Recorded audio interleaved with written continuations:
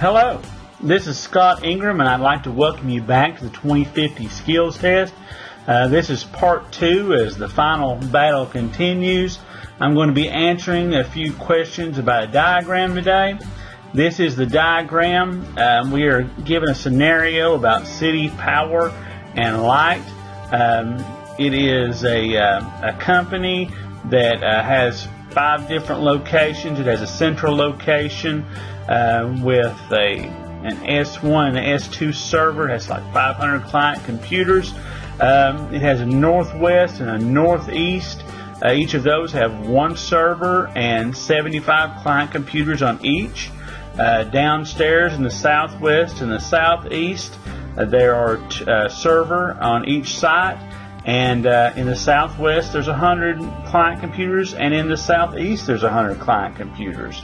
There are some slow lines, as you can see, and there are some fast lines. At present, these are set up as a work group. So there's a few questions that the gentleman who owns City and Power Light would like to ask me on designing an Active Directory infrastructure for the company. The first question is, how many forests should we configure for City Power and Light? Given the idea that this is already just set up as a work group, it's not a huge number. 1 forest seems like that would be perfectly fine for City Power and Light. Seems very adequate to me from what we have studied in the past. So I would set up 1 forest. Then the question is asked, how many domains do we recommend? Should we add child domains? Should there be a parent domain? Well, in the things that I was given here, he tells me that his main objective here by getting Active Directory is to have single sign-on capabilities. He tells me also that all of his users use the same applications, have roughly the same equivalent configurations.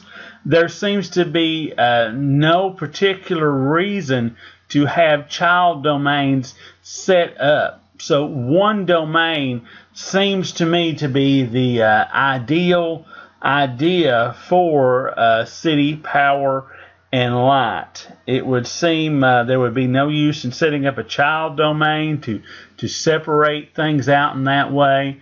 This seems to be more of an atmosphere where it's just everybody's doing the same thing. No sense in setting them up in different domains. So, 1 domain. The third question that is asked, what is the minimum number of sites to configure? From the layout that we have here, sites are set up on different subnets. We are in different areas here. We're not told how far they are, if it's across country, if it's across the state. We're just told one's in the northwest, one's in the northeast. It seems to lend itself to 5 different sites. 1 for the central location, 1 for northwest, 1 for northeast, 1 for southwest, and 1 for southeast. And that would seem to be the perfect scenario setup for what we have here, is to have 5 different sites set up. Now, the question was posed, where would you place the global catalog servers or enable universal group membership caching?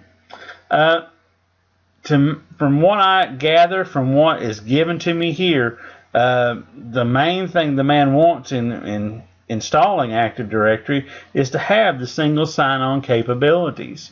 And so he wants his people to be able to sign on. So a global catalog server would seem to definitely be needed in the northwest and in the southeast location where you have the slower link.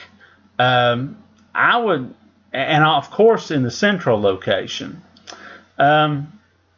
Perhaps even as far as seeming this would be his main goal is making sure his people get signed on, would to be put them in all 5 locations a global catalog server set up.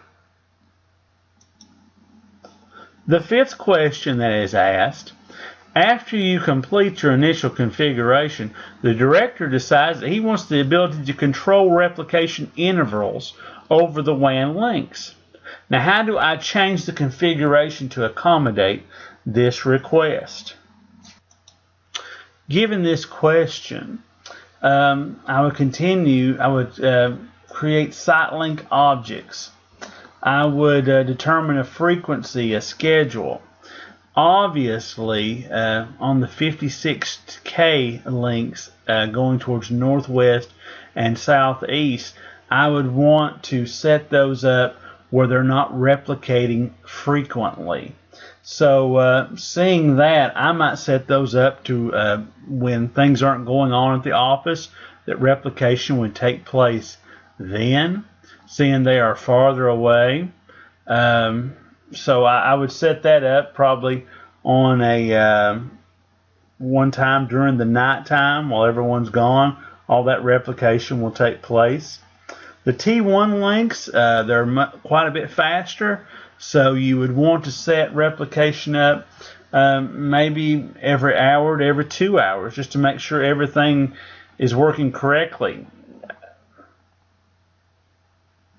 So that would be my scenario on that, would be to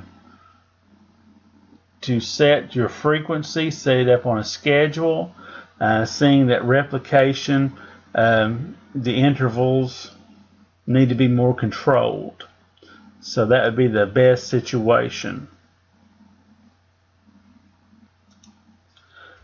The sixth question is, how do you assign the master roles in the central location? And this is right at the central location. We're not talking about anywhere else, according to this question.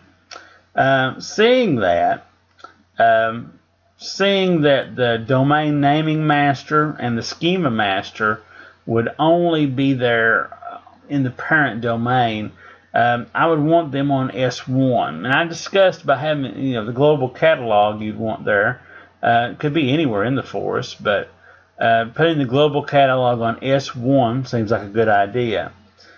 Seeing that the infrastructure master is not supposed to be with the global catalog, S2 would seem like the best server to have it on, along with the PDC emulator and the RID master.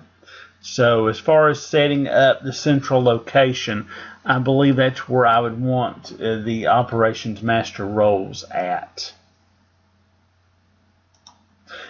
The seventh question is, which domain controller do you configure as the global catalog server in that central location? That falls back on what I've already answered, really.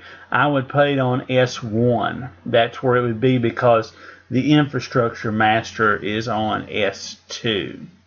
So, seeing that, we have finished the 2050 skills test and short quiz, and